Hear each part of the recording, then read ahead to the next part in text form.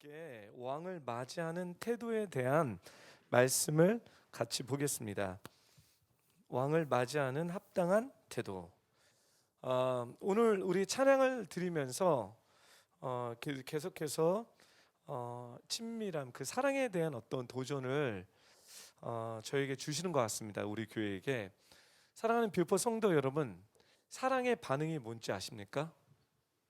사랑의 반응은 감정만이 아닙니다. 진정한 사랑의 반응은 순종입니다.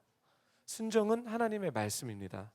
우리가 사랑한다고 하면 말씀 가운데 들어가서 순종해야 됩니다. 순종 없는 사랑은 거짓입니다. 그래서 우리가 말씀을 통해서 주님을 사랑을 감정을 통해서 또 영을 통해서 우리가 예배를 통해서 받았다면 이제 하나님이 우리에게 무슨 말씀을 주시는지 우리는 귀를 기울여서 이제 그 말씀을 우리 마음 가운데 새기고 의의 지, 정, 의 이 세 가지의 영역으로 이 말씀을 순종해야 됩니다.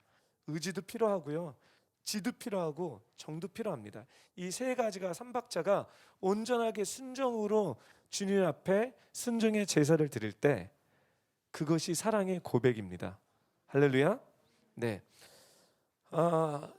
오늘은 여러분들과 왕을 맞이하는 태도에 대해서 함께 볼 텐데요. 여러분, 제가 주보에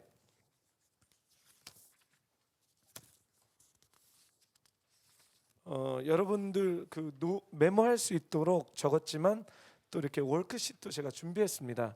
이거를 참고하시고요. 오늘 여러분들에 대해서 왕을 맞이하는 사람들의 다양한 태도를 여러분과 함께 보겠습니다. 그래서 네 가지 태도인데요. 이 태도를 적으시고 그리고 예배 끝나시고 나서 집에 가셨는지 아니면 다른 우리 뷰포 교인들과 함께 교제했을 때 이 내용의 두 문제를 서로 교제하기를 제가 부탁드립니다. 그래서 여기 옆에 두시고요. 예수님은 왕 대신 왕이시고 참 빛이셨습니다. 여러분 믿으십니까? 예수님은 약속된 왕이시고 참 빛이었습니다. 그리고 그분은 약속에 따라 언약에 따라 자기 땅에 왔지만 우리가 요한복음에서 본 것처럼 자기 백성들이 영접하지 않았다라고 말씀하십니다.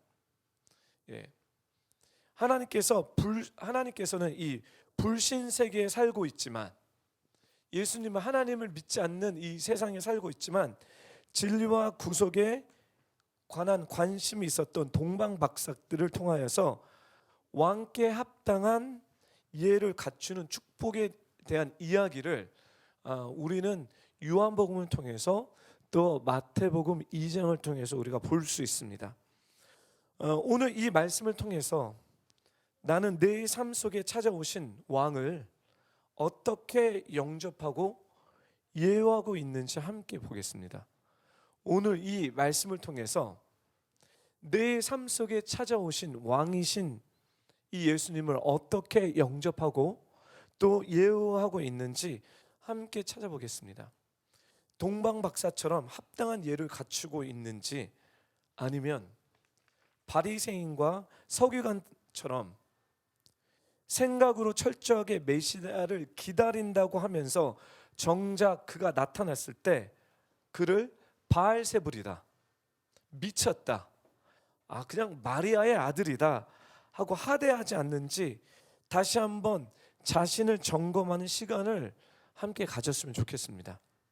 우리는 마음을 다하고 뜻을 다하고 목숨을 다하여 그분을 존대하며 예배하는 자야가 될 줄 믿습니다. 아멘. 오케이. 죄송한데 너무 어두운 것 같아요. 제 눈이 침침해서 그런지 여기 감사합니다. 이 영상 때문에 좀 어둡게 한 것 같은데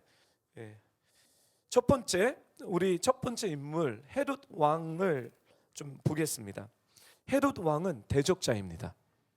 왕을 맞이하는 태도에 헤롯 왕은 대적자입니다. 우리 이 시간에 마태복음 2장 1절서부터 3절, 8절, 16절 한 목소리로 읽겠습니다. 시작. 헤롯 왕 때에 유대의 베들레헴에서 예수께서 태어나시자 동방에서 박사들이 예루살렘에 찾아와 물었습니다. 유대 사람의 왕으로 나신 분이 어디 계십니까? 우리는 동방에서 예수의 별을 보고 경배해 드리려고 왔습니다. 헤롯 왕은 이 말을 듣고 심기가 불편해졌습니다. 예루살렘도 온통 떠들썩했습니다.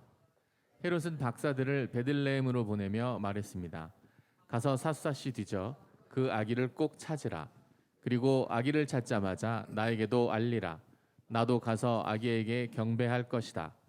헤롯은 박사들에게 속은 것을 알고 분이 치밀었습니다. 그래서 그는 박사들에게서 알아냈던 시간을 기준으로 베들레헴과 그 부근에 살고 있는 2살 이하의 사내 아이들을 모두 죽이라고 명령했습니다. 헤롯 왕은 여러분 아시다시피 꼭두각시 왕이었습니다. 로마의 그 시절의 통치 안에서 꼭두각시 왕으로 정치적인 권력과 세력을 받아서 이스라엘을 다스렸습니다. 여러분 아시다시피 종교는 예루살렘의 중심으로 제사장들과 바리새인들과 사두개인들 이런 사람들이 모여서 예루살렘의 중심으로 이스라엘을 통치했다면 폴리티코 세속 정권, 그러니까 그 정권은 로마의 허락 안에서 꼭두가시 왕인 헤롯 왕, 영어로는 Herod the Great, 그러니까 헤롯의 큰 왕이라고 얘기합니다.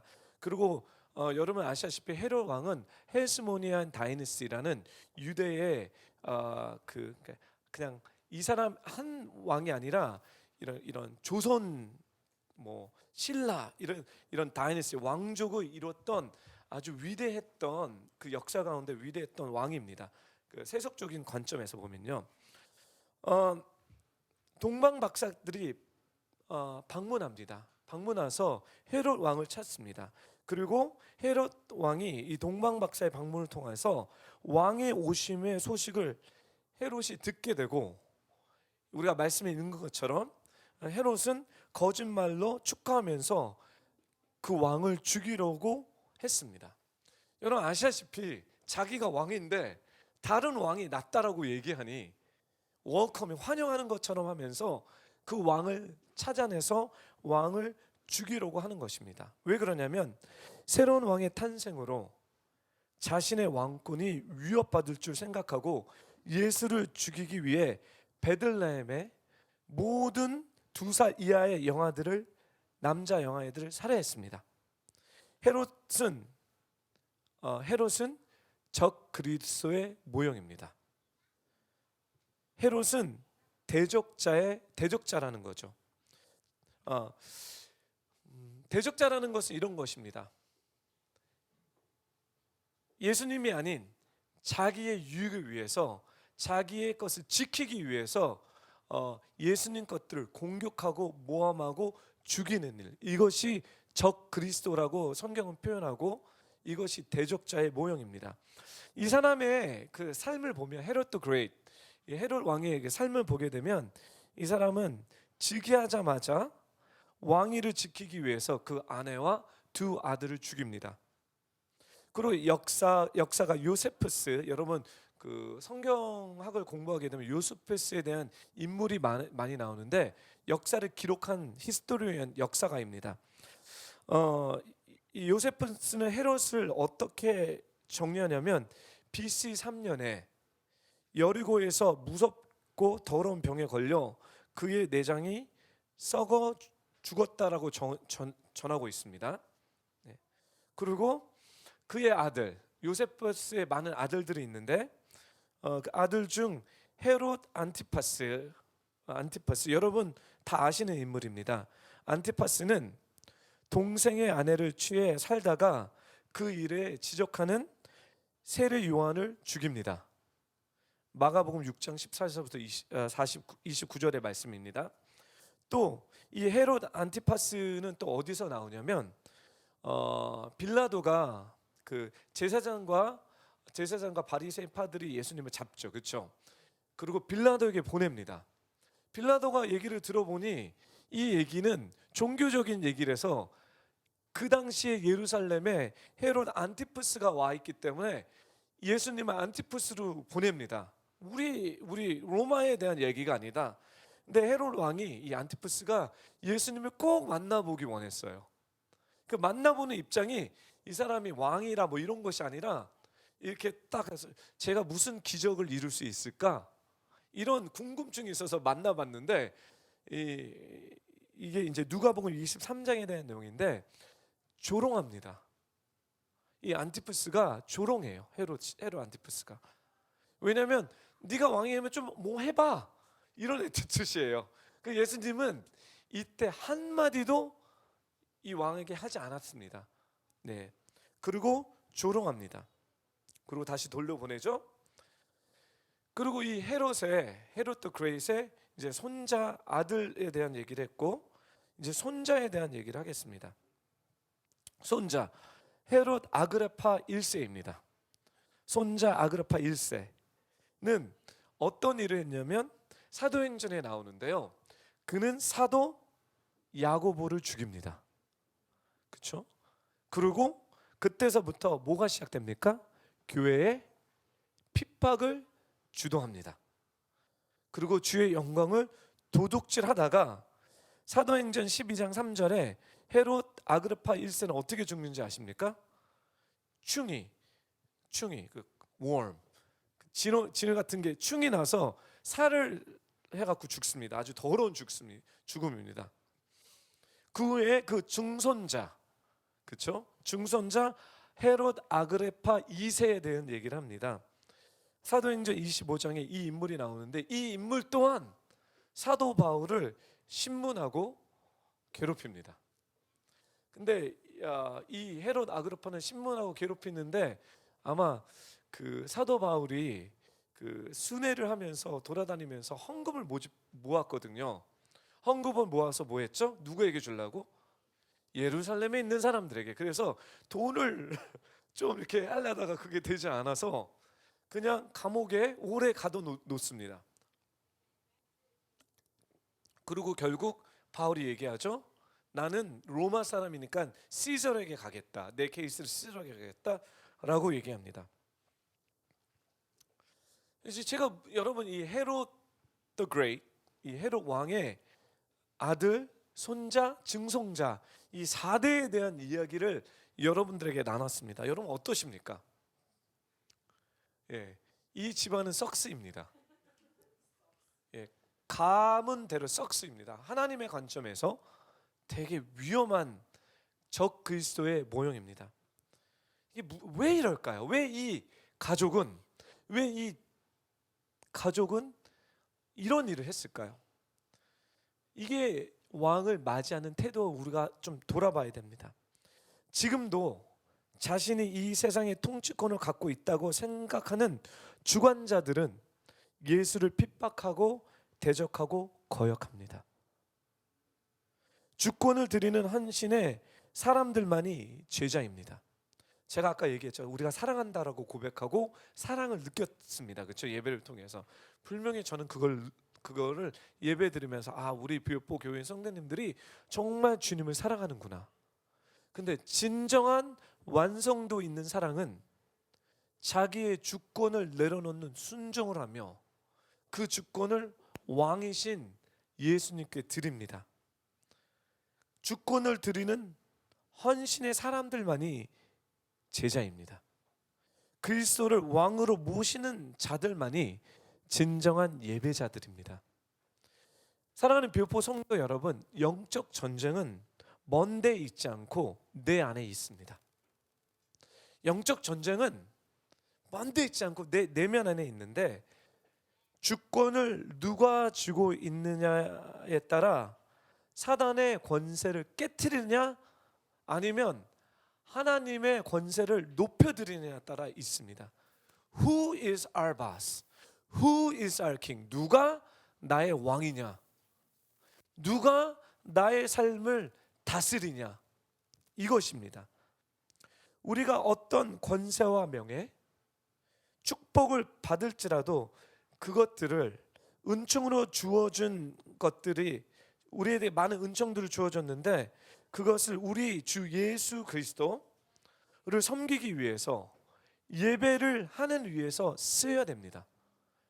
하나님이 우리에게 주신 모든 주권, 모든 축복, 모든 것들을 다른 것으로 쓰는 것이 아니라 우선적으로 하나님을 섬기기 위해서 더 적극적으로 나가서 예배를 드려지는 것에서 초점을 맞춰줘야 되고 그 일에 쓰여야 된다는 것입니다. 혹시 내게 주신 특권들이 그리스도를 거절하고 대적하는 일에 쓰여지지 않도록 우리는 조심해야 됩니다. 우리의 달란트가 하나님을 대적하는 일에 쓰여지지 않아야 됩니다. 우리의 시간들이 하나님을 주인 닫는 가운데 쓰여져야 된다는 거죠. 우리는 늘 이 일에 대해서 조심해야 됩니다. 은사로 주신 축복들이 섬김을 위해 기회로 주신 특권들이 내가 왕 노릇하는 데서 쓰여진다면 이것은 헤롯입니다.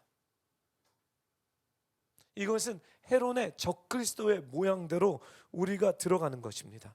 우리가 이렇게 원수가 되지 않도록 우리의 것들을 돌아봐야 됩니다. 이게 첫 번째 모형입니다. 두 번째, 제사장 서기관들입니다. 우리 마태복음 2장 4절서부터 5절 말씀 한 목소리 읽겠습니다. 시작. 헤롯은 백성의 대제사장들과 율법학자들을 모두 불러 그리스도가 어디에서 태어날 것인지 캐 물었습니다. 그들이 대답했습니다. 유대의 베들레헴입니다. 예언자가 성경에 이렇게 기록했기 때문입니다. 사랑하는 교포 성도 여러분, 이야기는 이렇게 됩니다. 동방에서 새 박사들이 이스라엘로 옵니다. 여러분, 동방에서 새 박사들이 이스라엘에 왜 왔을까요? 뭔가 별을 봤어요. 제가 오늘은 시간이 없어서 별을 어떻게 봤는지 내용은 설명드리지 못하겠습니다. 그렇지만 나중에 제가 이걸 설명을 듣고 예전에 설교에 제가 했던 것 같아요. 다니엘서가 연결됩니다. 다니엘이 동방에 가서 이 그 찰디안 이 문화, 이 고대 문화, 그러니까 별을 보는 문화입니다. 예전에는 그 다니엘이 있었던 것은 그 별을 보면서 어떤 것들을 마치고 어떤 것들을 기획했습니다. 그래서 이것들을 다 문서로 다니엘이 써놨던 거예요. 그래서 세월이 지나고 시간이 지났을 때 동방에서 이 별을 공부했던 사람들이 별의 이상한 조짐을 보고 이스라엘까지 왔습니다. 이스라엘까지 왔는데 별이 없어집니다. 별이 없어지니 이 동방 박사들이 누구를 찾습니까? 이 헤롯 왕을 찾습니다. 그리고 헤롯 왕한테 여쭤보는 거예요. 내가 동방에서 왔는데 왕이 날 어떤 sign, prophecy, 어떤 예언, 다니엘의 예언이겠죠. 내가 이걸 봤는데 별이 없어졌습니다. 도대체 이스라엘에서 어디서 왕이 나십니까? 라고 누구에게 묻습니까? 헤롯 왕에게 묻습니다. 근데 이 헤롯 왕은 누구에게 이것을 질문합니까? 다시 말씀을 보겠습니다. 마태복음. 누구죠? 대제사장들과 율법 학자들을 불러서, 왜냐하면 자기는 세속적인 왕이기 때문에 모르죠, 그렇죠? 전문가들에게 부릅니다. 근데 참 희한한 것은 뭐냐면 전문가들이 답을 찾아냅니다. 그렇죠? 우리 한번 5절을 다시 읽어볼까요? 시작. 그들이 대답했습니다. 유대의 베들레헴입니다. 예언자가 성경에 이렇게 기록했기 때문입니다. 그러면 이 전문가들은, 이 대제사장과 율법학자들은 어떻게 이 답을 찾아냈습니까? 말씀을 통해서 찾아냈겠죠, 그렇죠? 그래서 구약에 이들의 조상의 예언자들의 서적을 막 두집니다. 우리 다음 말씀을 볼까요? 미가서 말씀 보겠습니다. 미가서 말씀 함께 읽겠습니다. 시작. 그러나 너 베들레헴 에브라다야, 비록 네가 유다 족속들 중 아주 작지만 이스라엘을 다스릴 사람이 너로부터 나올 것이다. 그의 근본은 먼 옛날, 아주 오랜 옛날로 거슬러 올라간다. 네, 이들이 성경을 두셨는데 이스라엘을 다스릴 왕이 난다고 쳤을 때 미가서 말씀을 보면서 베들레헴이겠구나. 그리고 이 베들레헴에서 아주 작지만 이스라엘을 다스릴 사람, 통치자, 왕이 나온다는 것을 이들의 대제사장들과 이 서기관들의 이 연구를 통해서 정확하게 찝어냅니다. 여러분 놀랍지 않습니까? 여러분 놀랐습니다. 여러분 말씀을 공부하십시오. 여러분 인생이 유익이 됩니다. 하지만 저는 이걸 보면서요 샤킹한 것을 제가 깨닫게 됩니다. 만약에 제가 대제사장이고 내가 서기관이라면 내가 이 뉴스, 그러니까 동방에서 새 박사가 와서 왕이 날 거다, 어딘지 가르쳐 달라 그랬고 연구를 했단 말이에요. 그렇죠? 그래서 답을 찾아냈어요. 그럼 여러분 내가 대제사장이고 내가 서기관이라면 어떻게 했을까? 저는 분명히 동방 박사를 따라갔을 거예요. 근데 마태복음과 사복음서를 읽어보니까요 대제사장과 서기관은 따라가지 아니하였더라. 왜 그럴까요?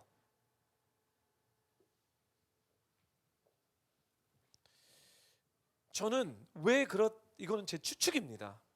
제 추측은 뭐냐면 이 대제사장과 서기관들은 형식으로만, 이론과 형식으로만 믿던 지도자들, 대제사장들과 서기관들이었다는 거예요. 이론과 형식으로만 믿었던 대제사장입니다. 제가 아까 얘기했습니다. 주님을 사랑한다고 얘기했죠. 그렇게 고백했습니다. 분명히 말씀은 사랑은 순종의 결과라고 얘기합니다. 정말 사랑하기 위해서는 하나님의 뜻을 지키는 자가 진짜 사랑한다고 예수님이 우리에게 말씀했습니다. 맞죠? 근데 내가 순종하지 않으면 어떤 사람이 되냐면 이론과 형식으로만 믿는 사람이 되는 것입니다. 성경을 연구하고 묵상하고 가르쳤던 자들은 예루살렘 성 안에 있었습니다. 여러분 베들레헴이 그리 멀지도 않습니다. 예루살렘에서 차로 운전하면 30분입니다. 걸어서는 한두 시간이면 갑니다. 그들은 미가 선지자의 말씀을 인용해서 동방 박사들에게 베들레헴에서 예수님이 나실 것을 설명했습니다. 그러나 그들 중 단 한 명도 주님을 찾는 자가 없었고 그들의 메시아에 대한 많은 지식과 타인을 가르쳤던 열정들은 그들의 삶에 행동에 조그마한 변화도 주지 못했습니다. 오히려 주를 대적하는 자에게 정보를 제공하는 일에 일조했습니다. 언제까지나 그들은 멀리 예언 속에 계신 그들의 상식과 기대, 한계 속에 갇혀 있는 메시아를 기다리고 있었습니다. 메시아는 그들의 생각 속에 있지 않고 진리 안에 계십니다. 아멘. 진리를 자신의 야망과 욕구를 충족시키는 수단으로 이용하고 사는 사람이 오늘날도 너무 많습니다.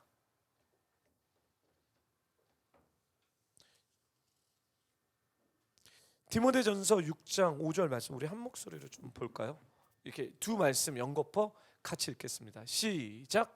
마음이 부패하게 되고 진리를 상실해 경건을 이익의 수단으로 여기는 사람들 사이에 다툼이 일어난다. 때가 오면 사람들이 바른 교훈을 받지 않고 오히려 욕심을 따라 귀를 즐겁게 하는 말을 하는 스승들을 많이 모아들일 것이다. 또 그들은 진리에서 돌이켜 허황된 이야기에 귀를 기울일 것이다. 사랑하는 비오포 성도 여러분, 이 말씀을 봤을 때 지금 이 설교를 들을 때 여러분 다른 사람을 생각하지 마십시오. 누가 어느 목사, 그래 타락한 한국 교회 아닙니다. 우리 안에 있습니다. 내 안에 있습니다. 내가 좋아하는 메시지, 혹시 내가 아는 이 말씀 진리를 통해서 내가 보호받기 위해서, 내가 원하는 것을 이루기 위해서 여러분들과 저는 주님을 찾고 있는지 아닌지 우리 한번 생각해 봐야 됩니다. 이것은 왕을 맞이하는 태도가 아닙니다. 우리의 지식은 우리의 감성과 의지, 행동에 영향력을 주어야 됩니다. 우리가 배운 하나님의 이 거룩한 말씀이 우리의 감정과 우리의 의지에, 행동에 영향력을 주어야 된다는 이야기입니다. 우리는 그리스도를 알아가고 닮아가고 그를 살기 위해 부르심을 받은 사람들입니다. 여러분 믿으십니까? 우리는 그리스도를 알아가고 닮아가고 그를 살기 위해 부르심을 받은 사람들입니다. 제가 요새 진짜 I'm so sick and tired. 저 정말 짜증나요. 뭐가 짜증나는지 아십니까? 우리가 우리의 그리스도를 닮아가지 않는 그 모습을 얘기하지 않고 주위에 있는 사람들, 지도자들을 향해서 이러쿵저러쿵한 얘기가 너무 많습니다. 물론 그것도 필요하지만 나를 위해서는 내가 그리스도를 닮지 않는 무슨 모습이 있나, 어떤 모습이 있나, 내가 정말 그리스도를 아는 것에 대해서 내 인생의 모든 것을 all in 하고 있나, 그리스도를 아는 지식이 더욱 자라야 될 줄 믿습니다. 왜냐하면 아는 만큼 부해지고 풍성해지는 것이 생명의 질서 안에 있는 자들의 특징입니다.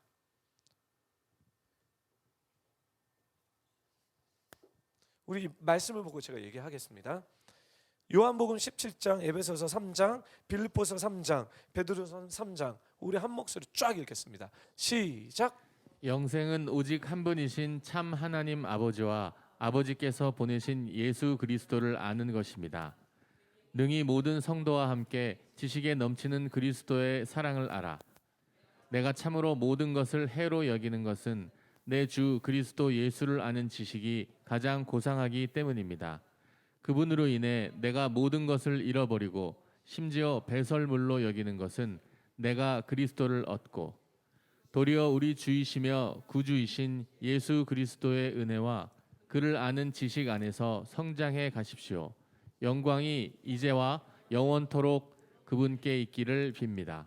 그리스도를 아는 것, 내가 정말 주님을 아는 것, 내가 정말 주님을 닮는 것, 내 생각과 내 감정과 내 의지가 주님을 닮아가는 것,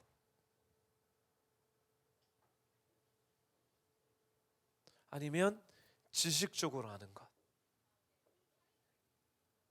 아니면 지식적으로 안다고 생각하는 것.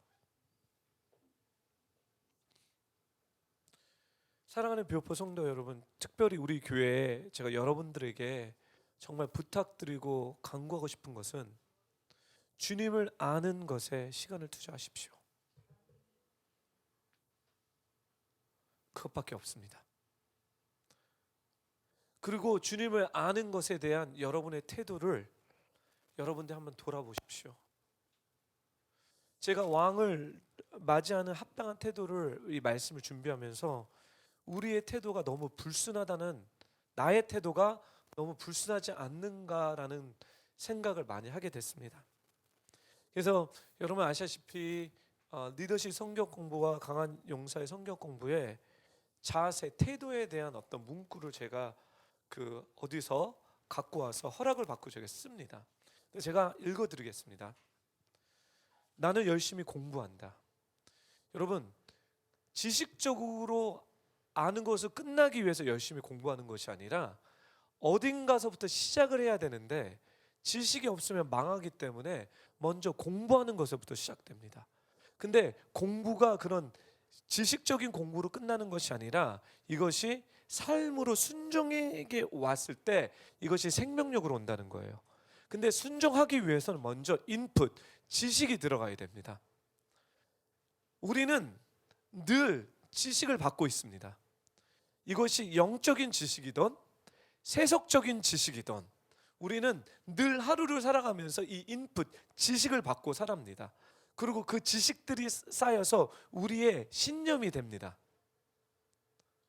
그래서 세상 가운데 있다가 예수님을 만난 사람들이 정말 어렵고 힘들어하는 것은 자기의 신념이 세속화됐기 때문에 이것을 깨트리는 것이 어렵습니다. 그래서 이 사람들에게는 철저히 기존에 갖고 있던 세상 신념을 깨트리는데 하나님께서 쓰시는 방법이 무엇입니까? 광야 생활입니다. 이거와 마찬가지로 예수님을 믿었다라고 생각하지만 믿는 사람도 발전이 없고 변화가 없는 사람도 똑같습니다. 어디까지 하나님의 말씀 가운데, 인풋 가운데 내가 순장으로 나갔는데 어느 순간에 그 하나님의 말씀의 시스템을 내가 순종하지 않고 안다는 거로 취해서 그 말씀을 바이패스하고 그 말씀대로 순종하는 삶이 아니라 세상에서 보기 좋은 뭐죠? 선악과 자기 생각에 보기 좋은 것들을 따먹기 시작했을 때 그때 어떻게 되냐면 광야로 들어갑니다. 왜냐하면 그 신념 체계를 깨트려야 되기 때문입니다. 하지만 모든 크리스찬들은 어디서부터 시작해야 되냐면 말씀을 공부하는 데서부터 시작하셔야 됩니다.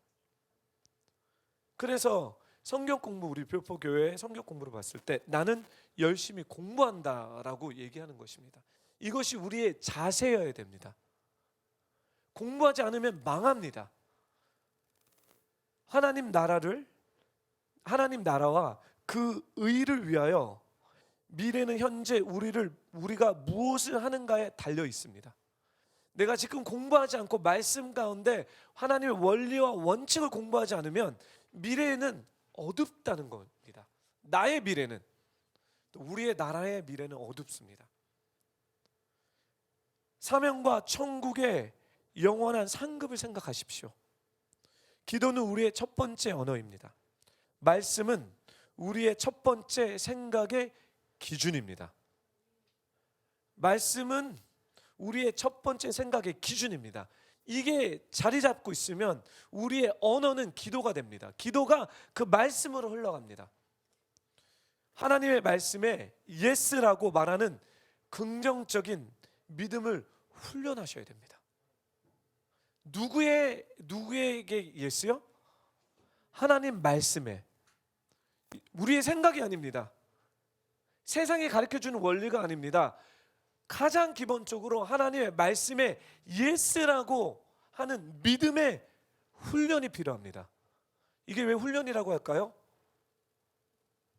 왜냐하면 우리가 태어나서부터 모태신앙에 정말 온전하게 이런 훈련을 받았다면, 이렇게 라이프스타일이 됐다면 이건 훈련이 아니라 그냥 라이프스타일, 삶입니다. 그렇지만 내가 기독교 가정에 태어났을지라도 아니면 세상에 태어났을지라도 이런 것들의 라이프스타일로 되지 않는 사람들은 모두 훈련을 받으셔야 됩니다. 이것이 믿음의 훈련입니다. 긍정적인 믿음, 부정적이지 않기를 부탁드립니다. 꼭 그거 해야 됩니까? 제가 물어보겠습니다. 꼭 숨을 쉬셔야 됩니까? 이런 내용이 그 답을 제가 어떻게 얘기할지 모르겠어요. 꼭 밥을 드셔야 됩니까? 아니 이거 밥 먹어야 되지 않습니까? 숨을 마셔야 되지 않습니까? 꼭 긍정적으로 믿음으로 반응해야 됩니까? 예, 살려면 그렇게 하셔야 됩니다.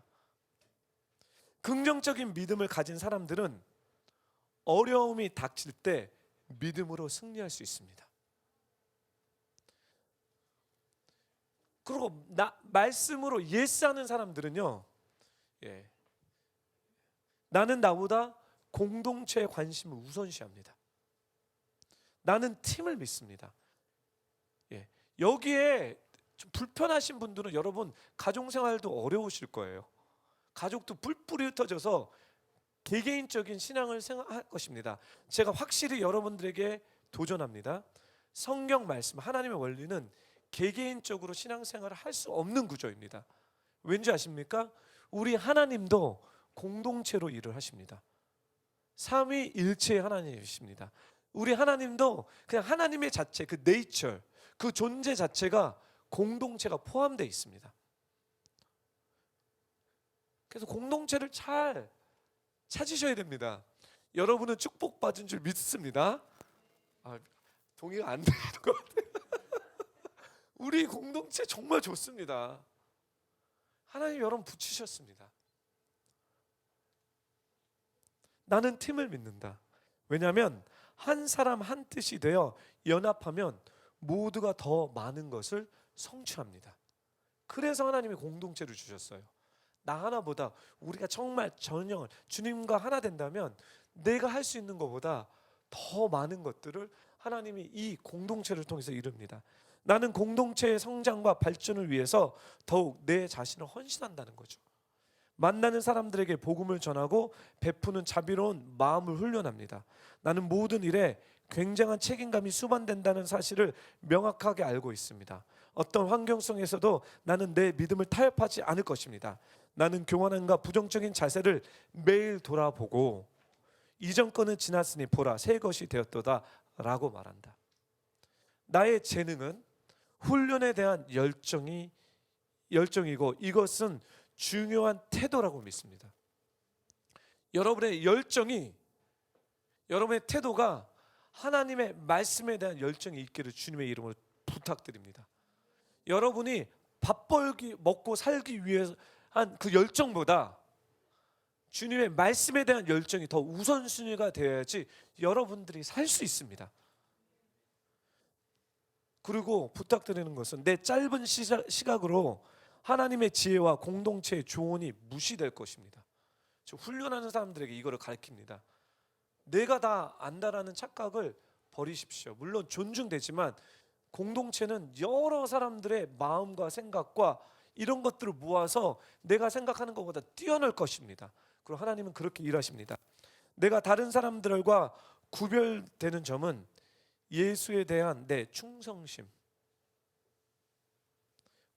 이 충성심이 고난에 쉽게 무너지지 않는다는 것입니다. 나는 탁월하게 쓰임받기 위해서 노력하고 최고의 제자가 되기 위해 한 방향, 정열, 충성할 것입니다. 강한 용사들은 이제 이런 것들을 훈련시킵니다. 즉 주님을 아는 것에 우리가 나아가자는 거예요. 종교적이고 형식적이고 보이는 것으로만 가는 것이 아니라 세 번째 모형은 천사들과 목자들입니다. 우리 누가복음 2장 8절에서부터 15절 말씀을 우리 함께 읽겠습니다. 시작. 한편 목자들은 바로 그 지역 들판에서 살며 밤에 양떼를 지키고 있었습니다. 주의 천사가 그들 앞에 나타나 주의 영광이 그들을 환하게 들러 비추니 그들은 너무나 두려웠습니다. 천사가 말했습니다. 두려워하지 마라. 보아라, 내가 모든 백성에게 큰 기쁨이 될 좋은 소식을 너희에게 알려준다. 오늘 구주이신 주 그리스도가 다윗의 동네에서 태어나셨다. 너희가 천에 쌓여 구유에 누워있는 아기를 볼 것인데 그것이 너희에게 표적이 될 것이다. 갑자기 그 천사와 함께 하늘의 군대가 큰 무리를 이루며 나타나 하나님을 찬양하며 말했습니다. 지극히 높은 곳에서는 하나님께 영광이요 땅에서는 하나님의 은총을 입은 사람들에게 평화로다. 천사들이 떠나 하늘로 올라가자 목자들이 서로 말했습니다. 베들레헴으로 가서 주께서 우리에게 말씀하신 이 일이 정말 일어났는지 보자. 아멘. 천사들이 제사장에게 찾아가지 않았다. 천사들이 헤롯 왕에게 찾아가지 않았다. 천사들은 예루살렘 성 밖에 있는 목자들에게 찾아갔다.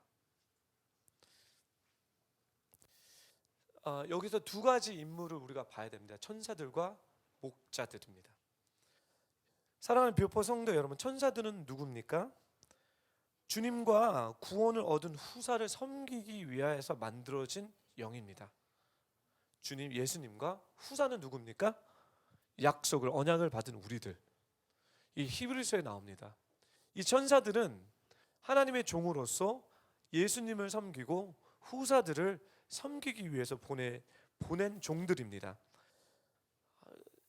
아마 많은 천사들이 있었을 거예요. 그들은 이 천사들은 대박입니다. 이 천사들은 대박이에요. 왜냐하면 왕이 이 땅에 오시기 위해서 쓰임을 받았다는 거예요.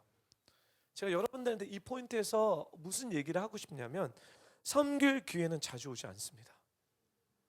정말 영적으로 섬길 기회는 제대로 오지 않습니다. 기회를 주실 때 특권을 잘 활용하여서 영적으로 깨어 있어야 된다는 도전을 하고 싶은 것입니다. 두 번째, 목자들은 들에서 양을 치는 가난하고 멸시받는 위치에 있는 사람들입니다. 그리고 당시 문화를 보게 되면 이 사람들은 그냥 윤리적으로 도덕적으로 부정하기 때문에 법적 증인으로 세우지 않습니다. 그런데 그들에게 그들은 메시아를 기다리는 사람들이었어요. 왜 그럴까요? 이들은 메시아를 기다리는 사람들이었어요. 왜 그럴까요? 매튜 툴러 목사님과 함께 이스라엘을 갔던 사람들은 이 설교를 기억할 것입니다. 이 중요성. 제가 짤막하게 설명하겠습니다. 이들은 예루살렘 성전 밖에서 양을 치었던 사람들입니다. 그렇죠? 그리고 베들레헴 그 지역에서는 그 바깥에서는 양떼들이 많이 있었습니다. 왜 그랬을까요? 많은 사람들이 절기에 따라 양을 갖고 옵니다. 그렇죠? 근데 그 양을 제사장들이 받아주지 않았습니다. 그리고 어떻게 얘기했죠? 저기 가서 양을 사라. 그래서 많은 사람들이 돈을 주어서 양을 사옵니다. 그럼 그 양이 어디서 왔냐는 거예요. 지금 이 사람들이 그 양을 돌보고 있었던 거예요. 이 목자들은 잘 알고 있었다는 거예요. 자기가 기르는 이 많은 양들은 제사를 위해서 쓰이는 양이라는 거예요. 그리고 그들은 이해되지 않던 메시아를 오기 위해서 늘 준비하고 그 자업 자체가 그 마음을 품었던 사람들인 거예요. 그래서 이들은 메시아를 오기 위해서 준비되었던 사람인 거예요. 그래서 제사장에게 가지 않았어요. 이 목자들에게 가서 진짜 어린 양이 왔다라고 이 어린 양으로 가게 인도했다는 거죠. 할렐루야. 제가 여러분들에게 하고 싶은 포인트가 뭘까요? 여러분들은 정말 왕이 오시기 위해서 준비하고 계십니까? 나는 왕을 오기 위해서 어떤 준비를 하고 있느냐는 거예요. 이거는 라이프 스타일에 대한 얘기입니다.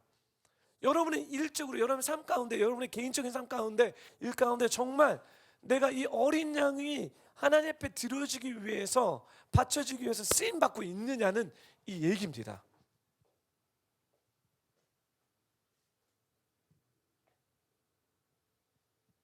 아무도 왕을 알아보지 못한 이 시즌 가운데 천사를 통해서 이 사람들만 왕을 알아봤습니다. 동방 박사는 연구를 통해서 알아봤고요. 이 목자들은 이 사람들은 공부 못합니다. 지식이 없는 사람입니다. 그러니 직접 하나님께서 보내주셔서 베들레헴이라고 하고 베들레헴의 위치도 가르쳐 줍니다. 그래서 가서 경배해라. 그래서 여러분 아시다시피 경배했습니다. 여러분 우리가 탁월하게 연구를 해서 말씀을 파고들어서 봤던지 아니면 나의 삶이 주님의 왕을 경배하기 위해서 준비되든지 여러분 우리가 이렇게 쓰임 받아야 된다는 거죠. 이것이 우리가 취해야 될 태도라는 거죠. 마지막으로 동방 박사들의 경배입니다. 그들은 유대인들이 아니었습니다. 이방 사람들이었죠. 제가 아까 얘기한 처럼 찰디언, 그러니까 다니엘서에서 나왔던 그런 사람인 것 같습니다. 많은 학자들이 그렇게 얘기하고 있습니다. 그들은 지혜자였습니다. 연구를 통해서 메시아에 대한 것에 대한 통치에 대한 것을 공부했고 그들은 그분을 경배하기 위해서 일평생을 바쳤습니다. 그들의 학문은 그분을 연구하는 일에 쓰였고 그들의 소유한 황금과 유황과 모략을 그분을 경배하는 일에 쓰였습니다. 그들에게 주어진 건강과 시간은 그분을 경배할 기회로 삼았다는 것입니다. 사랑하는 비오포 성도 여러분, 예배에는 재물이 있어야 됩니다. 드리는 것이 있어야 됩니다. 여러분 오늘 이 예배를 드리기 위해서 여러분의 삶의 예배를 드리기 위해서 어떤 예물을 하나님께 갖고 가십니까? 내가 이 사람들은 준비하고 왕을 만나기 위해서 빈손으로 가지 않습니다. 정확하게 준비했습니다. 저희가 이렇게 그 미팅을 집사들이랑 이렇게 미팅을 하면서 저희가 부탁받은 게 있습니다. 뭐냐면 우리가 예배를 드리는데 목사님 좀 이렇게 드릴 거에 대해서 좀 가르쳐 주시면 우리 교회에서는 도대체 어떤 드림들이 있습니까? 여러 측면의 드림들이 있습니다. 첫 번째는 많은 사람들이 예물이라고 했을 때 그냥 돈이라고 생각합니다. 이것도 있습니다. 제가 요거에 대해서 설명도 하겠지만 결국 그것보다 더 중요한 것은 신령과 진정의 드림이 있어야 됩니다. 이것이 기본적인 드림입니다. 신령과 진정으로 드리기 위해서 내가 하나님 앞에 무엇을 드릴 수 있는지 생각하셔야 됩니다. 이것은 교회 때문에 누구 때문이 아니라 우리가 섬기는 그분은 우리의 왕이시기 때문에 그분에게 합당하게 드릴 수 있는 나의 것이 무엇이냐는 거예요. 그것이 시간입니까? 그것이 나의 재능입니까? 그것이 무엇입니까? 달란트입니까? 드리라는 거예요. 제가 이렇게 열어놨는데 어떤 분들은 저한테 목사님 더 구체적으로 얘기하십시오. 그래서 제가 무엇입니까? 했더니 예배 때 목사님 도대체 그냥 우리는 헌금으로 드리는데 뭐 다른 거 드릴 수 있겠습니까? 이런 질문이 있어서 이제 나중에 이제 저 코로나 바이러스 끝나면 저희가 새신자 가이드가 준비가 됐는데 저 풀지를 못하고 있어요.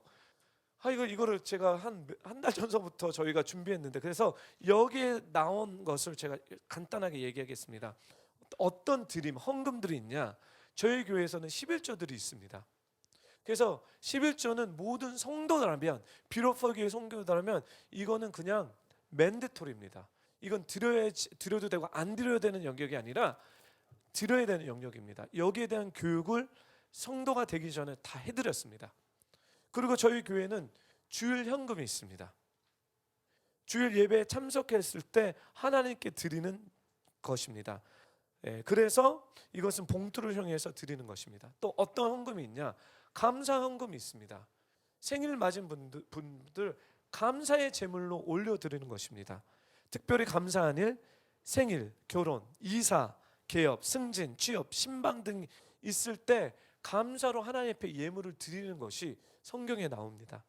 그리고 또 저에게 드리는 것이 뭐냐면 절기 현금들이 있습니다.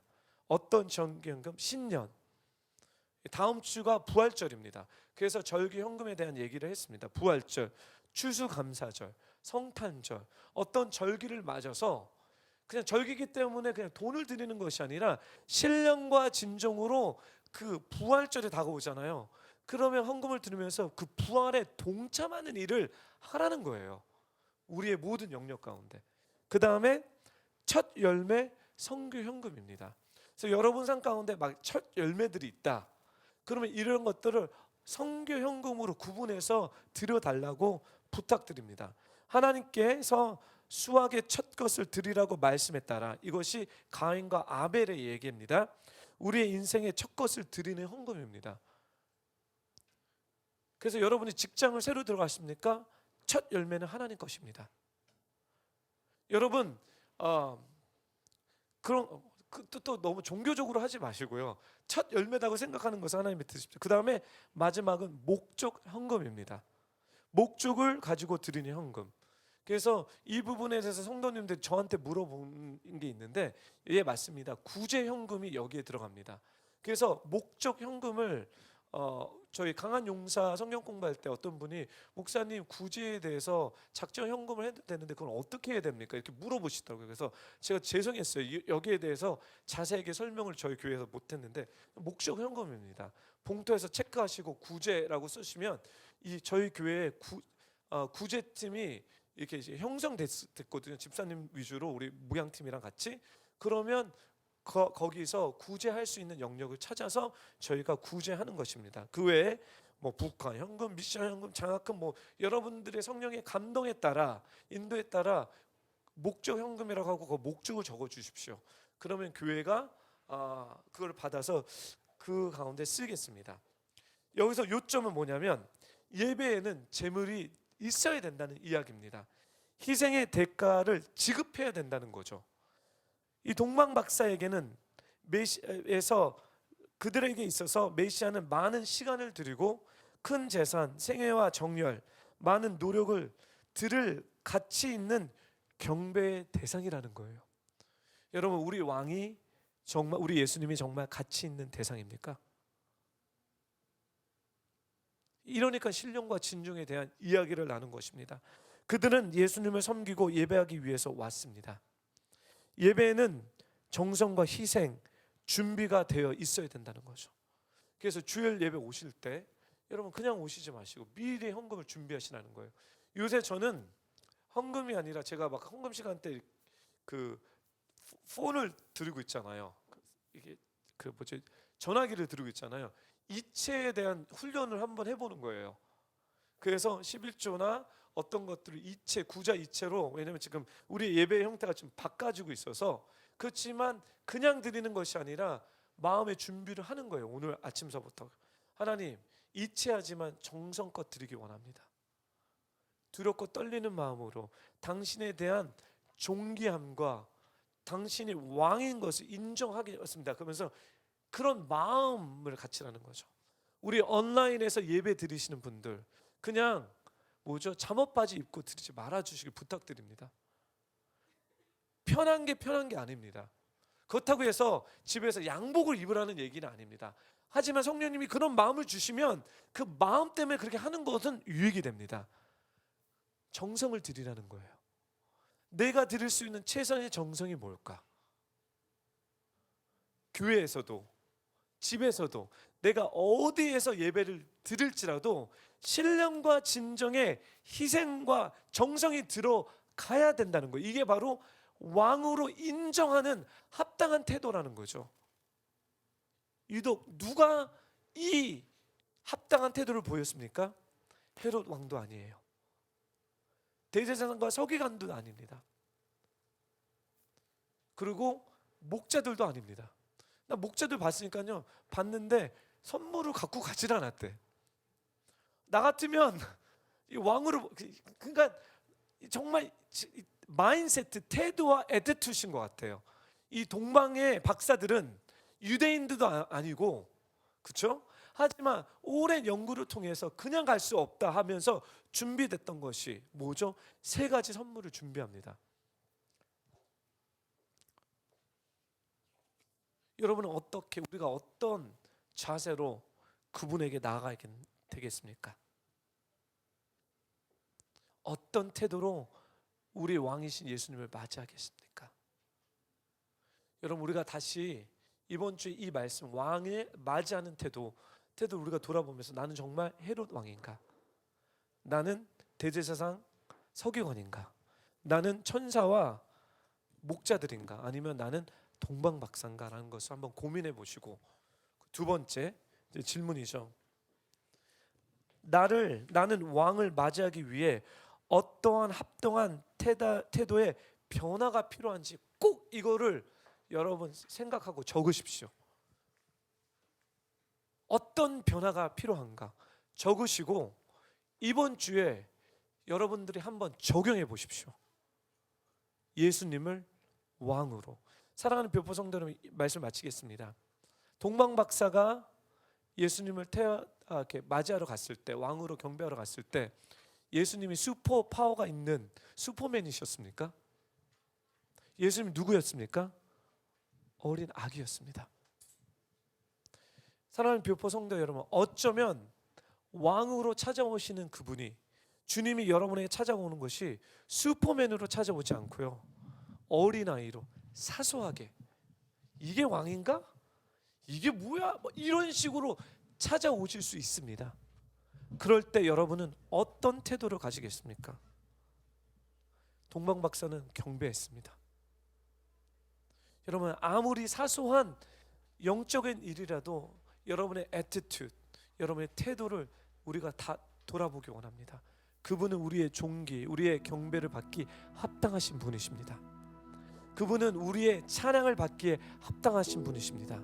그것이 크고 작고 상관없이 그분은 우리의 구원자시고 그분은 우리의 삶의 이유시며 그분만이 우리의 답이십니다.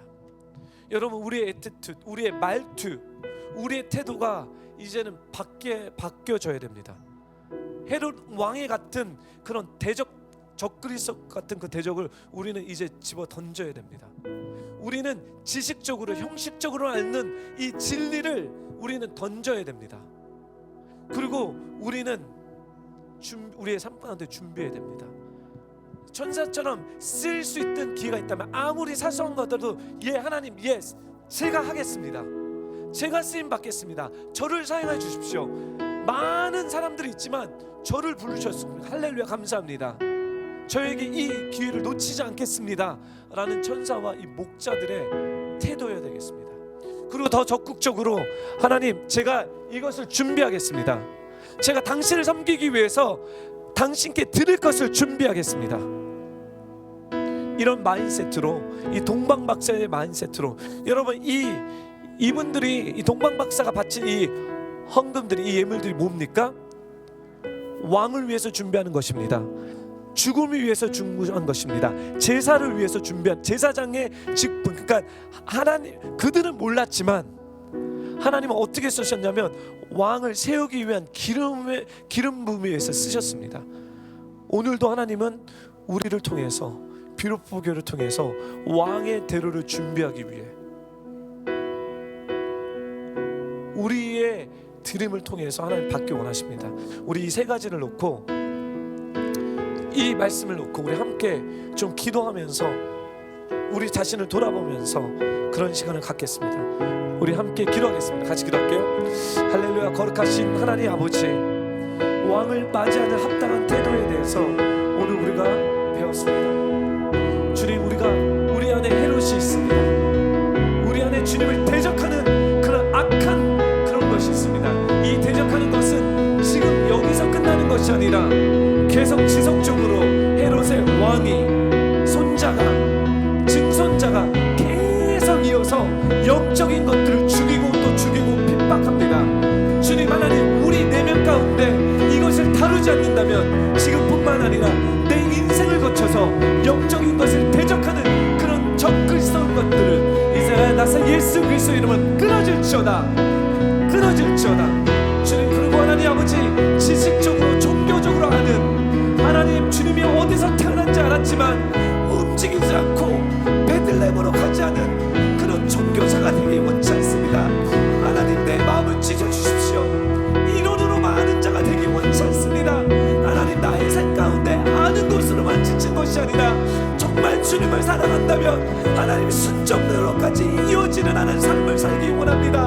하나님, 순종 없는 제사는 하나님 아무것도 아니기에 주님을 사랑한다면 주님의 말씀을 순종으로 하는 하나님 아버지, 진정한 하나님 아버지 자가 되기 원하는 겁니다. 하나님, 지식으로 알고 주님이 역사하시고 주님이 일하시지만 나와 아무런 상관없는 하나님 그런 안타까운 하나님 그리스도인으로 하나님 살지 않도록 하나님 내 마음을 지어주십시오. 내 마음을 도전시켜 주십시오. 내 마음을 찢어주십시오. 하나님, 그 냉랭한 마음, 하나님 그 사랑하지 않은 마음, 그 완악한 마음, 내가 안다라는 마음, 내 신앙이 여기까지 왔는데 하나님이 교만들을 주여 깨뜨려 주십시오. 주여 하나님 아버지, 난 제사장과 서기관이 되지 않기 원합니다. 하나님, 골이 넘어지 않는데 그 예루살렘성 밖으로 나가지 못하는 하나님 그 무기력한 마음들, 하나님 아버지, 난 좀 베들레헴으로 가기 원합니다. 주님을 맞이하여 베들레헴으로 가기 원합니다. 겸손한 마음을 주시옵소서. 겸손한 마음이 있을지어다. 겸손한 마음이 있을지어다. 그 완악한 마음은 이 시간에 깨뜨릴지어다. 주여, 종교적인 생각들, 안다는 것들 주여 내려놓겠습니다. 주님을 진정으로 알기 원합니다. 주님을 진정으로 알아가기 원합니다. 나의 삶에서, 나의 인생 가운데서 주님을 더 사랑하기 원합니다. 주님 사랑하지 않는 우리의 인생을 불쌍히 여겨주시고 사랑하지 못하는 나의 삶을 불쌍히 여겨주시고 긍휼히 여겨주시옵소서.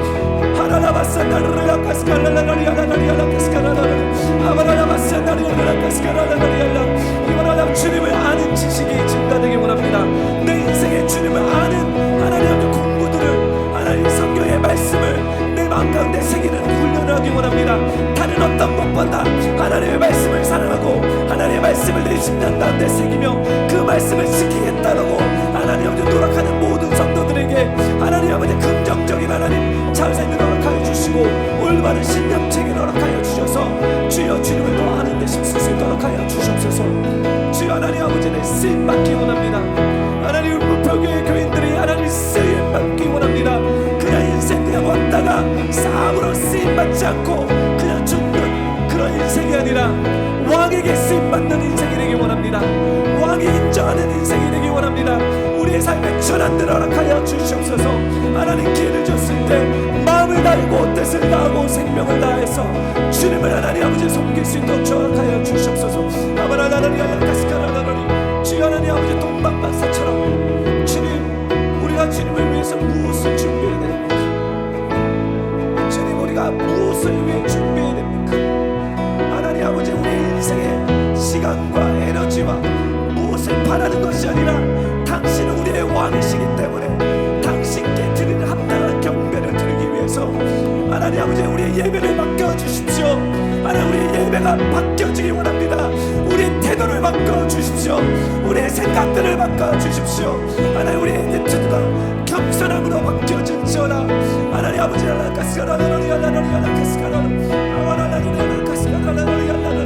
황금과 유황과 모략을 드리기 원합니다.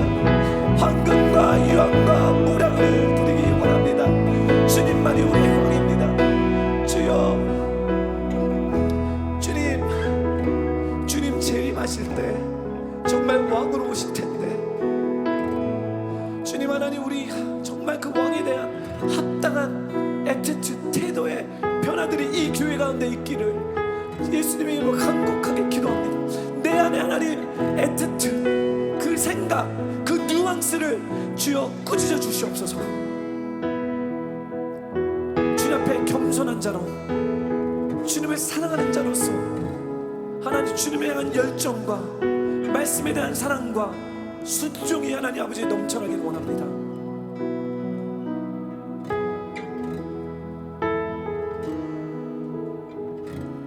지금은 죄와 죽음에서 우리를 구원하신 하나님의 사랑과 이 땅을 통치하시고 다스리시는 예수님의 사랑 은혜와 성령의 감화 감동하심이 오늘 이 예배를 통해서 왕이 주님을 왕으로 모시고 사랑하고 경배하고 순종하고 왕으로 모시기에 합당한 태도를 보이겠다라고 결단하는 모든 성도님 머리 위에 지금으로부터 영원토록 함께할지어다.